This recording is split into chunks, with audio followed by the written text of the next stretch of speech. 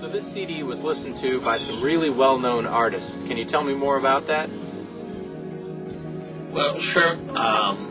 Yes, the third CD was certainly heard by Sinead O'Connor, for one, and her management, Tom Axel at Spirit Media, and Michael Guido, which I think is an entertainment attorney. In any case, they certainly heard the CD, because after they had contacted me, I had sent them the CD. Also, another person is Eric Johnson, which is a Texas guitarist from Austin, and he's won Grammys, fairly well known. He did the song instrumental "Cliffs to Dover," which really rose his career, and so on. And a great guitarist. It's always nice to have a guitarist, that you certainly respect, for one, and who's influenced your playing, to hear your music, is certainly fantastic. And the way that came about is basically I just sent a CD to his management, actually, in the hopes that he would take a listen to it and maybe tell me what he thought about it. Because it was drastically different, style-wise. There weren't many people doing anything similar to that, certainly. And there weren't a lot of instrumental releases at the time. You got a postcard from guitarist Eric Johnson, who did Cliffs of Dover. How did he hear about you? Yes, I did receive a postcard from Eric Johnson, which I was thrilled about, thrilled about receiving it. And again, the way that happened is I sent a CD to his manager, Joe Prenitz in Austin, Texas, in the hopes that Eric Johnson might take a listen to it and maybe give me some feedback on it, see if he liked it or so on.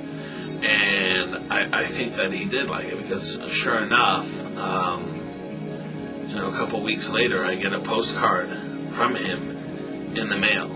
Well, I do have the postcard, and actually, I framed it. I don't know if you can see that. But I framed the postcard from him. To me, it was really nice, well-known, to send me a postcard, after listening to my CD. And what did that postcard say? As far as what the postcard says, I can read it. It says, Dennis, thanks for the copy of your newest CD. I very much enjoyed the fresh approach you have to guitar playing and guitar sounds. All the best to you with your musical endeavors. Sincerely, Eric Johnson. And so that's what he says in the postcard. And he also says, P.S., thanks for sending me your CD. I'm going to steal all your ideas for my next CD. Thanks, sucker. No, okay, that's not in there. No, but you see that, that it's really very nice. The comments that he made were very nice, and to me meant a lot, certainly. And I think it's really nice of him, to take time to write on the postcard to begin with, and to send it. I can honestly say, I haven't sent a postcard to anyone in years. So for him to do that is really, really great. And I've heard that he's a very, very nice guy, and also a great guitar player, certainly, and has influenced my playing incredibly. So I was really pleased to receive that, and to have him hear my guitar ideas, and he mentioned a fresh approach, and I think that's true, because the third CD was certainly, this new approach, to improvising everything on the spot and recording live and doing overdubs.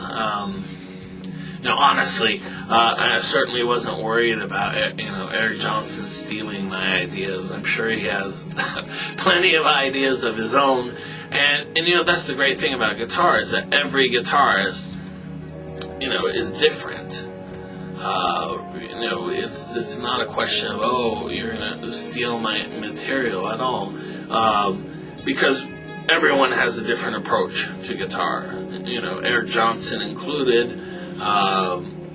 They just approach guitar a certain way and have different influences, different likes and dislikes, and ways of doing things.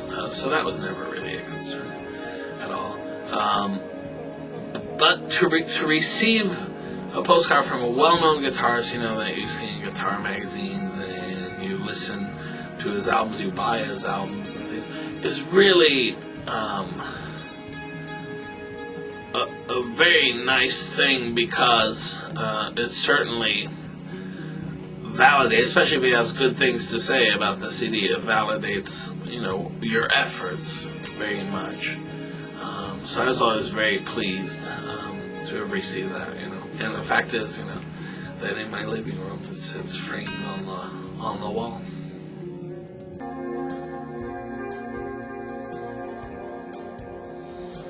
Well, moving on, your fourth CD was drastically different than all of the rest. Why was that? Yes, my fourth CD, which was Modern Rock Guitar Volume 4, An Evening with Guitarist Denis Taaffe. I think it's the longest title of any of the albums that I have. And it is very different than any of the other albums that I've done. And the way that it came about was,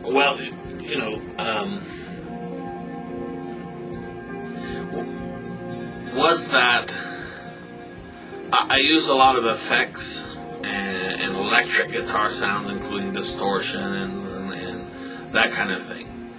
And I was playing a lot of shows at the time, live concerts. And it was a coffee house, the Runcible Spoon in Bloomington, Indiana. And I had to play a show there. And I showed up with all of my gear, rack gear and speakers and things. And they put me outside, on the porch playing out into the air. And it was very nice, and it worked well that way. And I played my standard material, and used my regular guitar effects and things.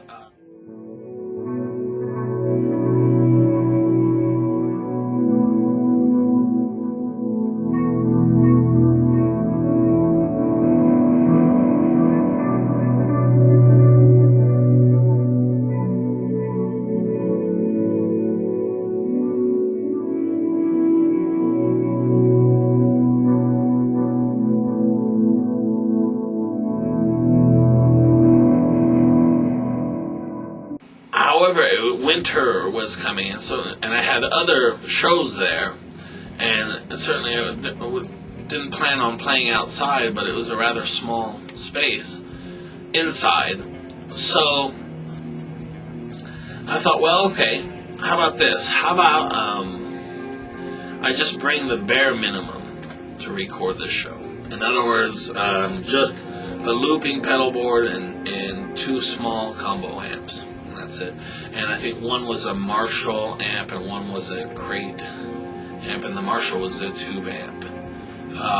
But it was just for clean guitar. That's all I would use. It's just clean guitar, no bass emulations, no drums, that kind of thing.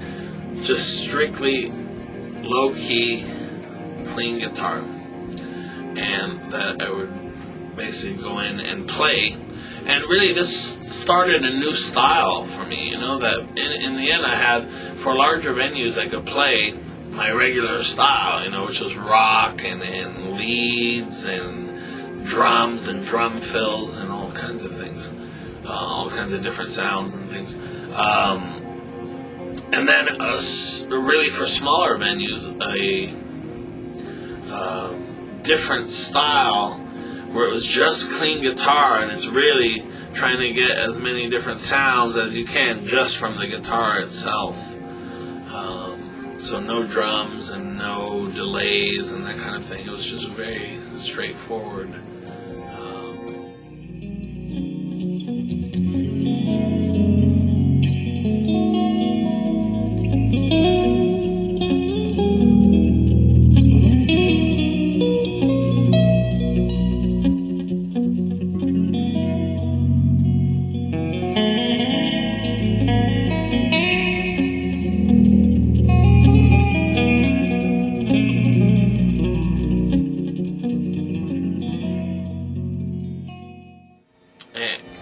And that seemed to work, and it really, as a result, created another style that I could use and use, live and in the studio, really.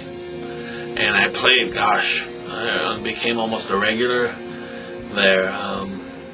Every week or every other week, I would play there once, maybe twice, each week. And I really had a little following of this type of style.